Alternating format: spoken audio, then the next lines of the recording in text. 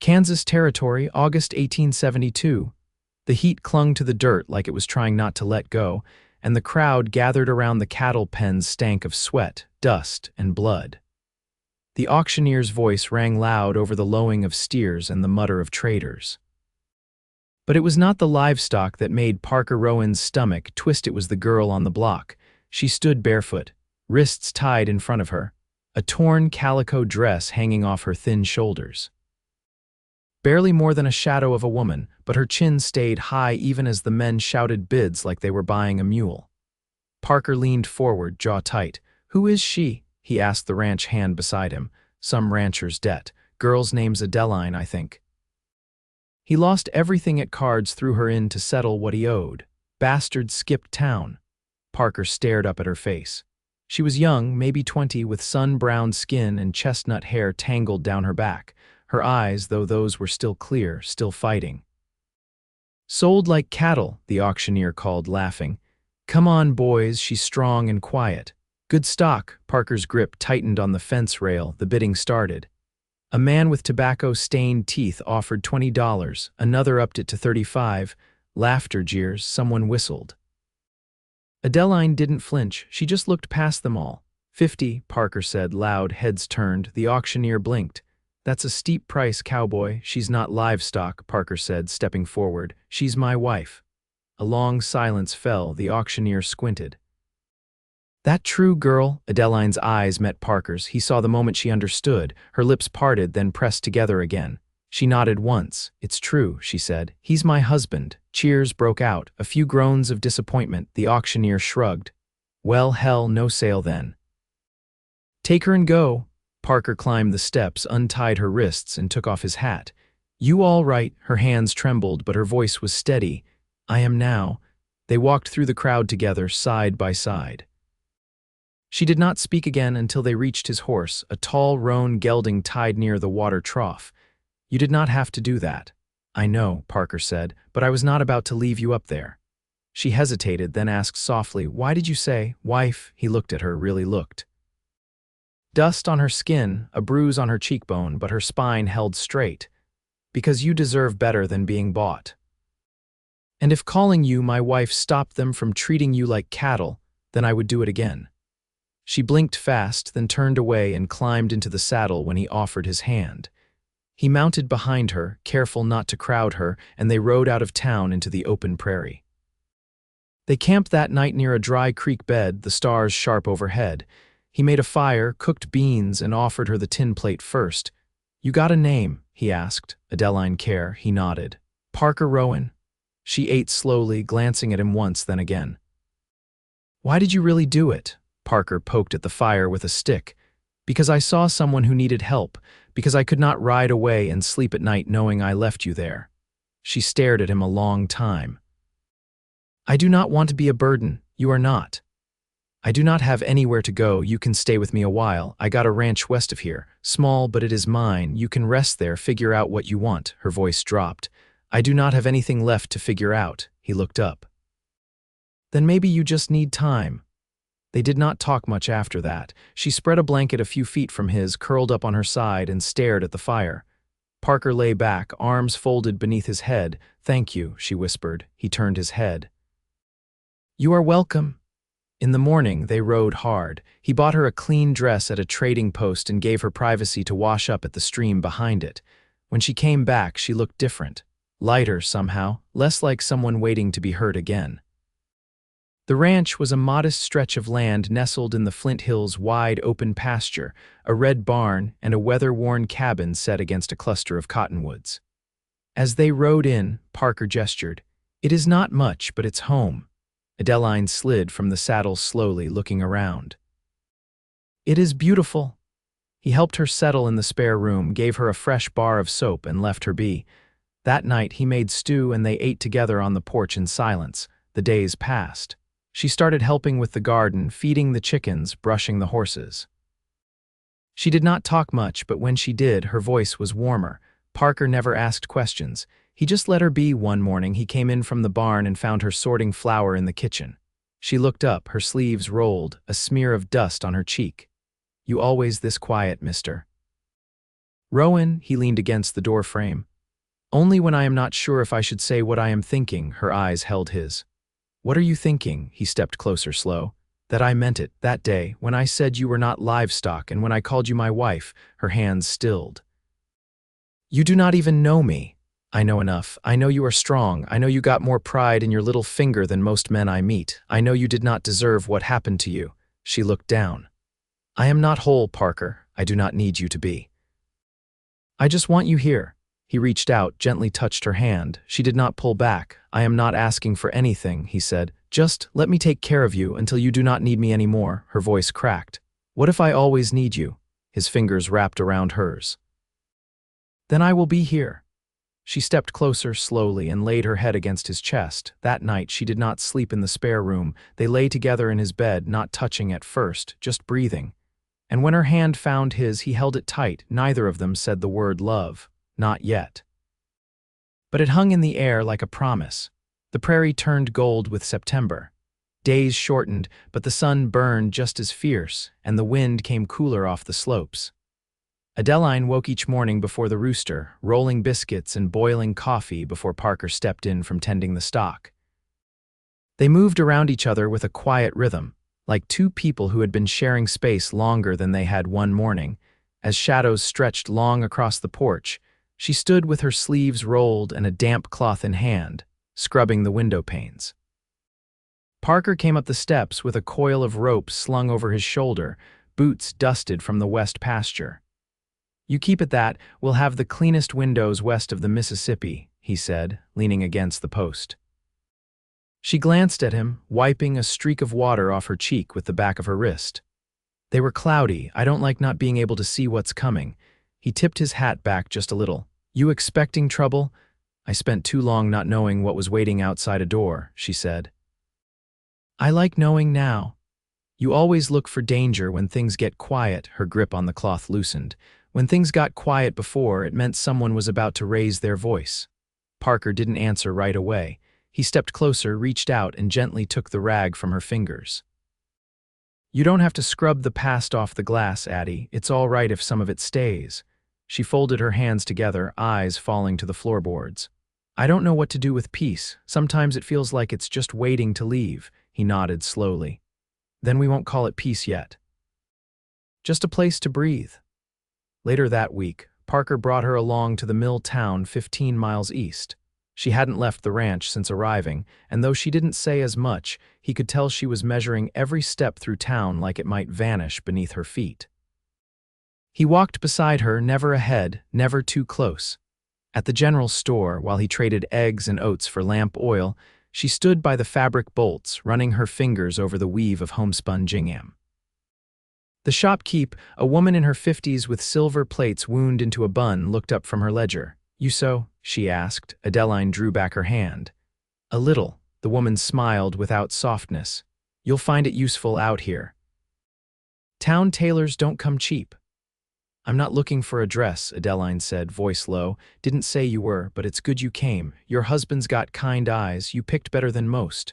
Parker returned, bag of goods slung over his arm. Adeline didn't speak on the ride back.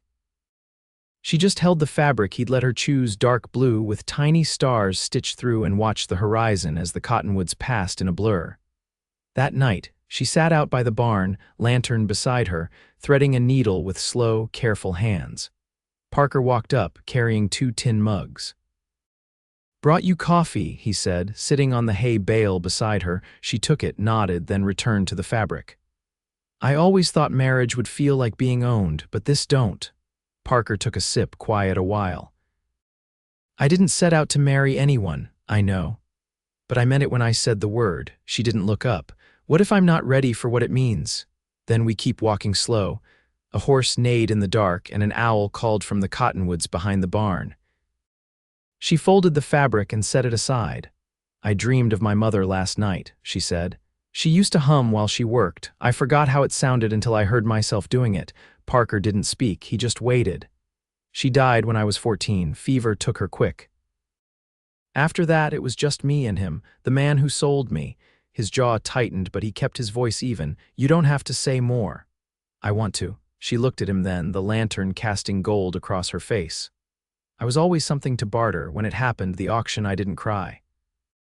Not once. I just stood there thinking, this is it. This is what I'm worth. You're worth more than any man's price. Her throat moved like she was swallowing stones. You made me feel like I counted, not just to you. To myself. Parker reached for her hand, fingers wrapped around hers with quiet strength. You do. She leaned into him slowly, head resting against his shoulder. No trembling, no hesitation, just breathe warm against his shirt. I want to stay, she said. You already have. In the days that followed, she started humming again, soft, tuneless, while tending the garden or sweeping the porch. Parker never mentioned it, but he listened. When the first frost came and the air turned sharp, she brought his coat in from the line and patched a tear near the sleeve. He found it the next morning draped over the chair, the stitching neat and sure. He pulled it on, walked out to the corral, and found her there with a pail of oats. That's my job, he said, watching her pour the feed. She shrugged. I'm not a guest. No, he said, smiling slow. You're not. She turned to him, the wind lifting strands of her hair, and said, I don't want to be something you rescued. I want to be someone who stands beside you. Then stand with me. And she did. The first snow came early, blanketing the prairie in a hush that clung to every fence post and bare-limbed tree. The world turned pale and still, and inside the cabin the stove burned constant, casting a steady orange glow across the floorboards. Adeline sat near it, knitting by lantern light, her fingers nimble and calm. Parker had just come in from the north pasture, boots caked in slush, coat hung steaming by the door. He poured hot water over dried peppermint leaves and handed her a cup without a word. She took it, nodding in thanks, and he dropped into the chair across from her, arms resting on his thighs. You ever been through a prairie winter? He asked, eyeing the frost lacing the corners of the windows. She shook her head. Closest I came was a sod house near Atchison, but I wasn't there long enough to see February. This land gets mean come January. Wind cuts through like it's got a grudge. She looped yarn around the needle and said, I can take a little meanness. He leaned back then, studying her. You ever think about what you'd do if you weren't here? She looked up, surprised. You trying to send me off? No, he said. Just wondering what you'd want if the world were wide open. She set the knitting aside. I wouldn't go far. I'd want a small stretch of ground. Chickens, maybe. Something steady I could work with my hands. You got that here. Her gaze held his. I know. The next morning they worked together to shore up the barn's siding before the wind stiffened. Parker hammered while Adeline held the boards straight, her cheeks red from cold, breath puffing like steam. Snow crunched beneath their boots, and the sky hung heavy with more to come. As they finished, a rider appeared on the ridge, horse picking its way down the slope. Parker straightened, squinting through the gray. The man wore a dark wool coat, collar turned up, and his saddle creaked as he dismounted. Rowen, he called. Didn't expect to find you buried out here. Parker stepped forward. Levy, thought you were drifting south. Heard you were running a place now. Thought I'd stop and see if you needed hands.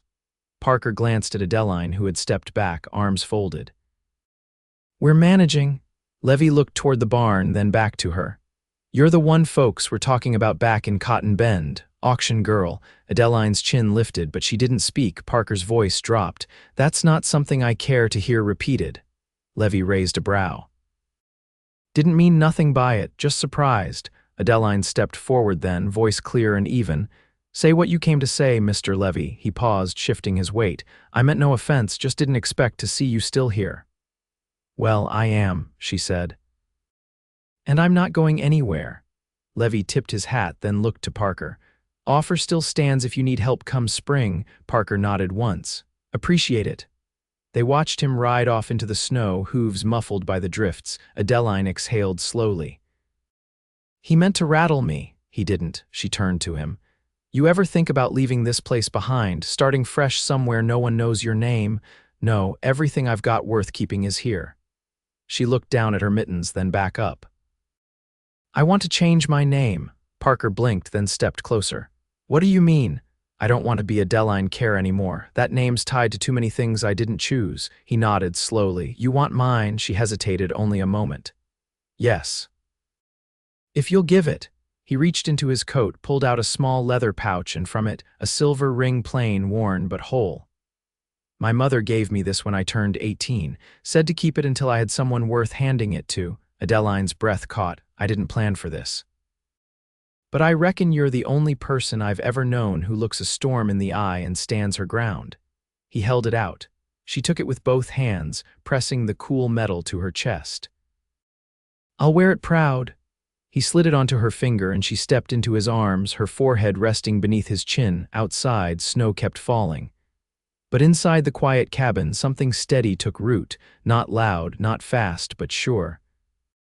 The wind shifted in late December, moving in from the north with a bite that carried through the cabin walls. The woodpile was dwindling faster than Parker liked, and the snow hadn't let up for 3 days straight. He hauled in another armful from the shed while Adeline stitched patches along the inside of a quilt she'd found tucked behind the trunk in the corner room. It's fraying at the edges, she said, folding the fabric over her knees. But the thread's still good. He set the wood down beside the stove. That belonged to my sister. She left it behind when she moved to Missouri. Adeline looked up. You never told me you had a sister. Eleanor, she's older, married a man who runs freight wagons up the river routes. I haven't seen her in years. Do you write? No, he said, brushing snow from his coat. Never figured I had enough to say. She folded her hands over the quilt. Maybe it's not about what you say. Maybe it's about letting someone know you're still living. He didn't answer, but later that night, he pulled a sheet of paper from the small desk drawer and sharpened a pencil down to a fine point. Adeline didn't watch him write, just kept to her knitting with the soft patience he'd come to see as her way of letting things unfold without press. The next morning, she stood at the stove stirring oats when he came up behind her and placed the letter on the table. I'll ask Charlie at the post stop to send it with the next westbound wagon, he said. She turned, smiling faintly. She'll be glad to hear from you. They spent the day repairing the coop roof under a break in the weather. Adeline climbed the ladder, hammer tucked into her apron, and Parker steadied it below. When a gust lifted her braid across her cheek, she paused, eyes narrowed against the cold. You ever want to travel? She asked, handing down a bent nail. Used to think about it, he said. But every time I left, I ended up riding back. Land has a way of calling you home. I've never stayed anywhere long enough to know what that feels like. He looked up at her. You do now. She hammered the last board into place, then climbed down slowly, her boots leaving soft dents in the snow. When they stepped inside, cheeks red and hands raw from the cold, he reached for her gloves and pulled them off gently, one finger at a time.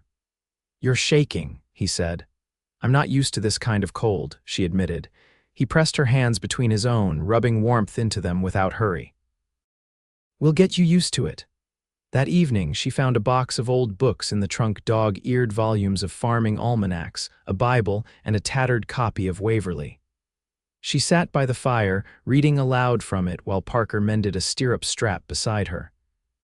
Her voice was low, unhurried, and he didn't stop her. The words filled the room like song. After a few pages, she paused. Did you always plan to live this life? Cattle, quiet land, long winters? I didn't plan much, he said, threading the leather.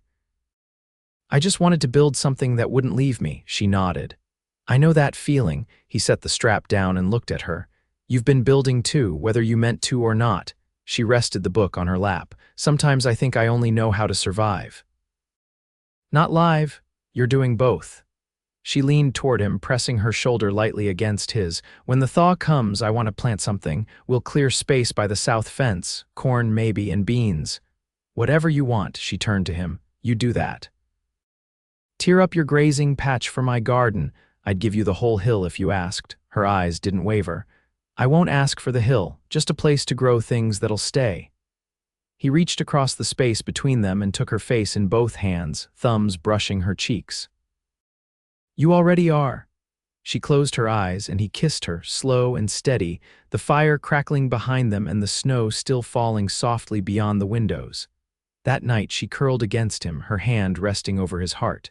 The wind howled outside the cabin walls, but neither of them stirred. The storm could rage, it no longer mattered. Inside, they were warm.